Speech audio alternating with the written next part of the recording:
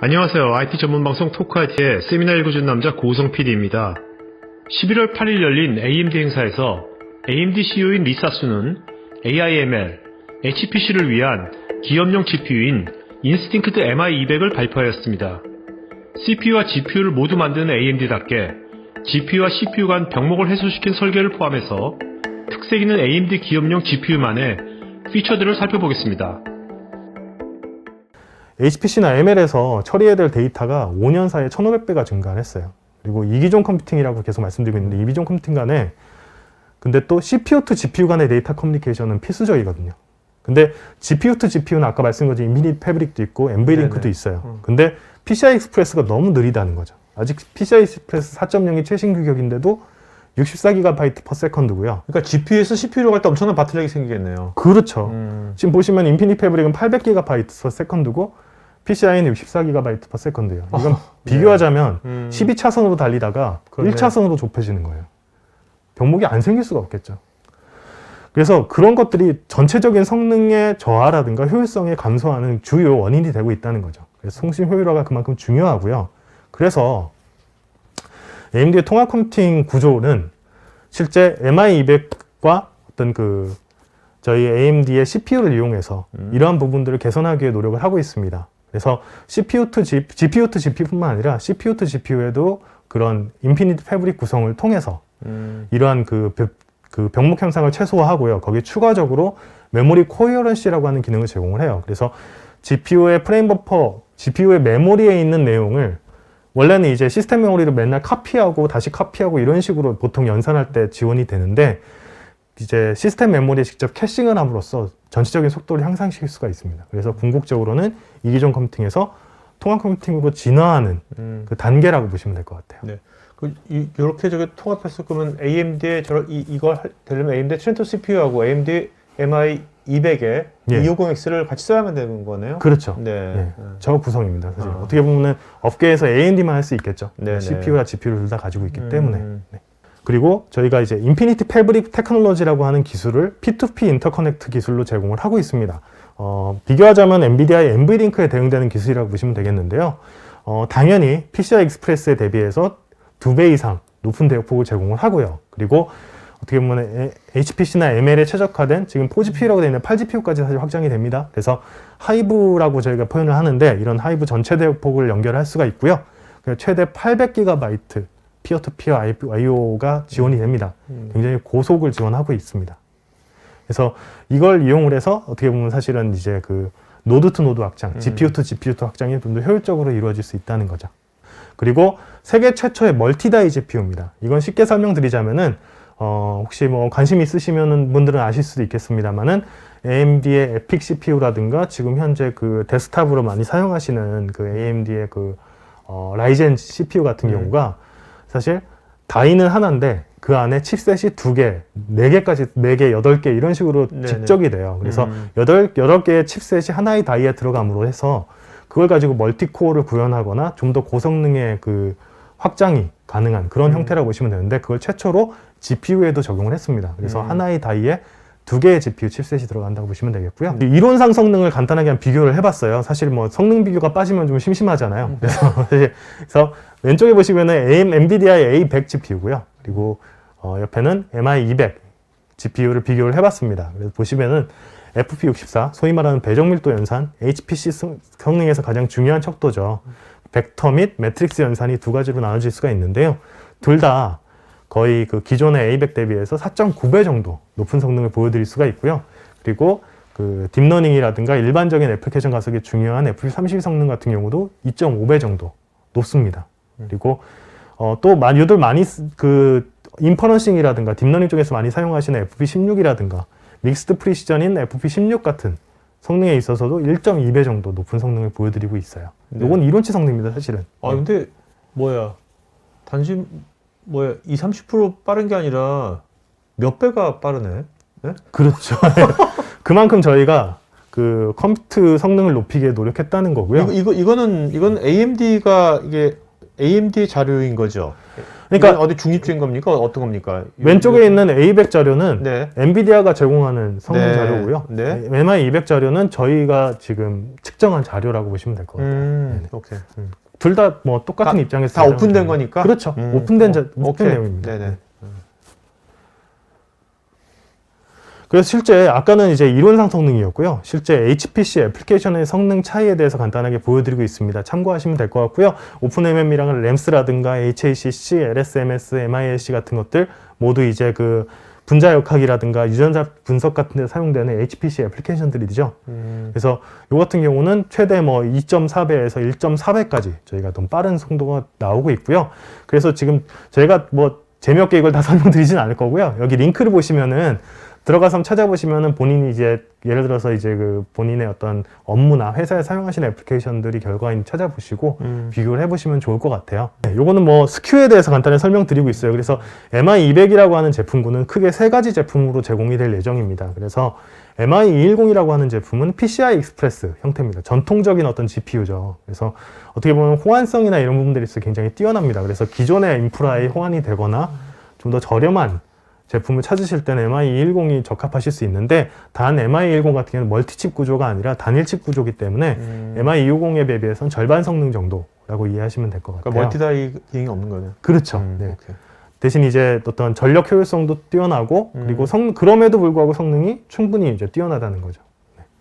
그리고 MI250하고 MI250X는 약간 스펙이 250X가 좀 높습니다. 근데 가장 중요한 차이는 코헤런시 이네이블드라고 해서 그 CPU, GPU 간의 연결이 이제 인피니티 패브릭으로 구성이 되는가에 따라서 모델이 달라집니다. 그래서 MI250은 CPU 간의 연결은 PCI로 이루어지고요. 좀 더 기존의 인프라랑 비슷하죠. MI250X 같은 경우는 이제 실제 네. CPU와의 연결까지 전부 인피니티 패브릭으로 구성이 돼서 메모리 코헤런시라고 하는 캐싱 기능을 사용할 수 있는 그런 제품이라고 이해하시면 될 것 같습니다. 그러면 이 210, 250, 250X 있지 않습니까? 네네. 저런 것들을 기업 데이터 센터에서 네. 뭐 어떤 업무, 어떤 워크로드에 저런 것들을 개별적으로 쓰면 좋을까요? 그래서 저희가 뒤에 간단하게 있어요? 레퍼런스 오케이. 아키텍처를 한번 가지고 설명을 좀 드려보겠습니다. 네, 좋습니다. 그래서 저희가 이제 제안 드리는 레퍼런스 아키텍처 크게 세 가지로 나눠봤는데요. 그래서 먼저 이제 맨 왼쪽에 있는 플래그십 HPC 토폴로지입니다. 그래서 이 같은 경우는 아까 설명드렸던 트론티어 노드랑 동일한 형태인데요. 그래서 에픽 트렌토 CPU에 4개의 MI250X가 접촉된 구조고요. 이거 같은 경우는 메모리 코헤런시라고 하는 아까 그 기능들을 제공하기 때문에 엔드-투-엔드 커뮤니케이션이 최적화가 돼요. 그 얘기인 즉슨 노드 확장이 굉장히 뛰어나다는 거죠. 그렇기 때문에 굉장히 대용량의 어떤 그런 그 HPC 애플리케이션들 가속에 굉장히 적합한 구조라고 보시면 될 것 같아요. 네네. 그리고 두 번째는 여러분들 굉장히 익숙하신 구조예요. 사실 2CPU의 8GPU 구조. 예, 뭐 잘 아시는 DGX 같은 시스템들 엔비디아 이런 형태죠. 그래서 어떻게 플래그십 그 머신러닝 토폴로지라고 저희가 네이밍을 하고 있는데 어떻게 보면 대용량 모델 트레이닝에 최적화되어 있다고 보시면 될 것 같아요. 머신러닝에 있어서. 그래서 어떤 그 노드2 노드 확장에도 충분히 대응이 가능하고 대용량 모델의 접촉에도 굉장히 또 효율적인 그런 구조가 되겠고요. 아이고 잘못 눌러놨네요. 그리고 마지막으로 2CPU의 4GPU 구성입니다. MI250을 이용한 4GPU 구성인데요. 이 같은 경우는 메인스트림 ML 토폴로지라고 이름을 지었는데 대부분의 일반적인 머신러닝 AI 요구에 대응이 가능한 어떤 그 굉장히 일반적인 구조라고 보시면 될 것 같아요. 뭐 모두가 다 GPT-3 트레이닝을 하시는 건 아니잖아요, 사실은. 맨 오른쪽 거 보면 이러면 머신러닝의 인퍼런스 쪽? 뭐 그런 쪽으로 생각하면 될까요? 인퍼런싱 트레이닝 쪽보다는 트레이닝, 메인스트림 트레이닝. 예. 둘 다 트레이닝 쪽? 사실 네네. 인퍼런싱에 쓰기에는 MI250 성능이 좀 아까워서 오케이. 예.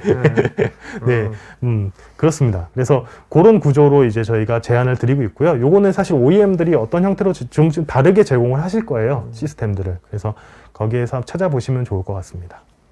도메인 최적화 아키텍처라는 거에 대해서 좀 설명드리자면은 저희는 각 도메인의 최저고 수준의 맞춤형 성능을 제공하기 위해서 GPU 아키텍처를 두 개로 나눴습니다. 그래서 AMD RDNA라고 하는 아키텍처는 지금 많이 들어보셨겠지만 뭐 RX, 뭐 라데온 이런 제 GPU들, 게이밍용 GPU들에 많이 적용이 되고 있어요. 그래서 게이밍 최적화 아키텍처입니다. 그래서 그러니까 뭔가 주로 렌더링 쪽에. 그렇죠. 네네. 리얼타임 렌더링이라든가 어떤 그 프레임 퍼 세컨드 이런 부분들에 좀 더 중점을 맞춰서 제조되고 있는 아키텍처고요.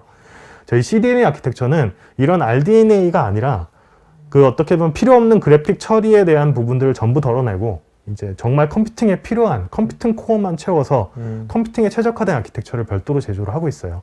어떻게 보면 이거는 이제 엔비디아 같은 경우는 암페어라고 하는 아키텍처 하나로 모든 걸 다 가져가고 있는데 좀 다른 방향으로 이해하시면 될 것 같아요. 오늘 소개해드릴 제품 MI200은 CDNA2 아키텍처 기반입니다. 이게 6나노네요, 공정이? 7나노가 아니고? 그렇죠. 오. 저희가 GPU로서는 세계 최초로 6나노 공정 GPU를 제공을 하고 있고요. 지금 현재 트랜지스터 개수만 봐도 6나노 공정으로 최대 580억 개의 트랜지스터가 집적이 돼요. 요거 같은 경우는 그 전까지 가장 많은 트랜지스터 집적률을 보여줬던 A100의 540억 개에 대비해서 한 7%도 더 많죠. 그래서 성능은 그 이상이라고 저희가 자부드릴 수 있겠고요.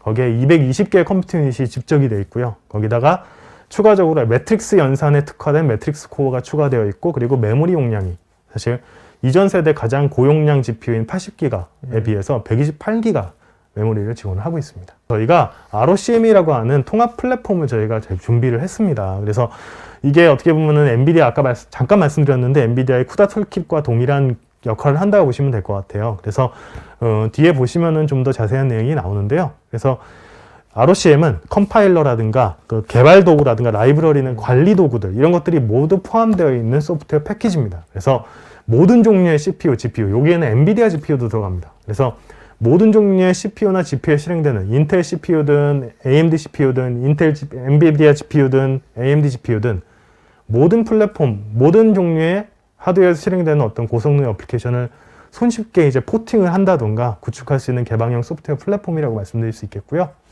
이게 이제 저희가 구조인데요. 구조 말씀드리기 먼저 ROCm 먼저 설명드리긴 했는데 자동 넘어가네. 맨 밑에 이제 하드웨어가 있고 그 위에 OEM 시스템이 있으면 거기에 ROCm이 올라가는 구조입니다. 굉장히 익숙하신 구조일 거예요. 사실 엔비디아도 비슷하게 이제 도식화를 많이 하시거든요. 그 위에 저희가 어떻게 보면 엔비디아의 GPU 클라우드에 대응되는 인피니티 허브라고 하는 솔루션을 제공을 합니다. 그래서 여기 단일 웹포탈을 통해서 어떤 최적화된 컨테이너 형태로 다운로드 하셔서 사용하실 수 있는 포탈을 제공을 합니다. 예를 들어 텐서플로우라든가 파이토치 거의 뭐 딥러닝 프레임워크 시장이 한 80~90%를 차지하는 두 솔루션이죠. 그리고 오닉스 런타임 이거는 어떻게 보면 이제 그 딥러닝 호환 프레임워크 라이브러리죠. 이런 것들을 전부 저희가 기본적으로 지원을 시작을 했습니다. 그래서 실제로 오피셜한 홈페이지에 가셔가지고 그 AMD GPU ROCm 지원 버전을 다운로드해서 손쉽게 설치하실 수도 있고요. 마찬가지로 저희가 인피니티 허브를 통해서 그 라이브러리를 컨테이너 형태로 다운로드할게 제공도 해드리고 있으니까 꼭 한번 확인해 보시면 좋을 것 같습니다. OEM에 대해서는 좀 간단하게 설명을 드릴게요. 그래서 이게 새로운 오픈 컴퓨팅 가속기 모듈의 규격이라고 보시면 될 것 같고요. 여기 오픈 컴퓨터 프로젝트라고 하는 그 조직이 있습니다. 이 같은 경우는 굉장히 많은 업계에 이제 주요 이제 업체들이 참여를 하고 있어요. AMD도 있고 마이크로소프트, 인텔, 뭐 페이스북, 뭐 레노버 굉장히 다양한 업체들이 함께 참여를 해서 개방형 컴퓨팅 규격을 만들어가고 있습니다. 그 굉장히 다양한데요. 뭐 NIC도 있고요. 어떤 새로운 블레이드 서버의 규격도 있고요. 굉장히 다양한 규격들을 개방형으로 만들고 있어요. 그래서 개방형이기 때문에 누구나 갖다 쓸 수 있고 되게 손쉽게 효원되는 규격을 만들 수 있다는 뜻이고요. 거기에 주창하고 있는 가속기에 대한 규격입니다. 그래서 기본적으로는 메자닌 폼팩터 그 노트북 보시면 노트북에 들어가는 얇은 형태의 어떤 PCI 그래픽 카드 이런 거 형태의 굉장히 얇은 폼팩터가 있어요. 그게 메자닌 폼팩터라고 하는데 그 폼팩터를 기초로 해서 컴퓨터 가속기 모듈의 공통 규격을 정의를 했고요. 그래서 기존의 PCI에 대비해서는 굉장히 전용 통신 링크를 통해서 좀 더 쉽게 확장성도 제공할 수 있고 전력 지원도 더 높게 할 수 있고요. 그리고 공간 효율성도 뛰어납니다. 그래서 그리고 무엇보다도 사실 어떻게 보면 그 예를 들어서 이제 엔비디아 같은 경우는 SXMN 규격이라고 자체 규격을 사용하고 있어요. 근데 그 규격은 사실 어떻게 보면 공개 규격이 아니죠. 근데 OEM 같은 경우는 공개 규격이기 때문에 AMD도 사용할 수 있고요. 그리고 그 외에 인텔이나 뭐 그래프코 같은 다른 업체들도 OEM 형태로 지금 가속기를 내놓을 수가 있는 거죠. 그러니까 시스템 전체 어떻게 보면 고객한테 자기의 어떤 통합 시스템을 제공하는 시스템 밴드 입장에서는 굉장히 유연하게 맞춤형 어떤 시스템을 빠른 시간 내에 제공할 수가 있겠네요. 그렇죠. 맞습니다. 정확합니다. 굉장히 큰 장점이 될 수 있겠죠. OEM 입장에서. 이 영상이 마음에 드시면 좋아요, 구독 부탁드립니다.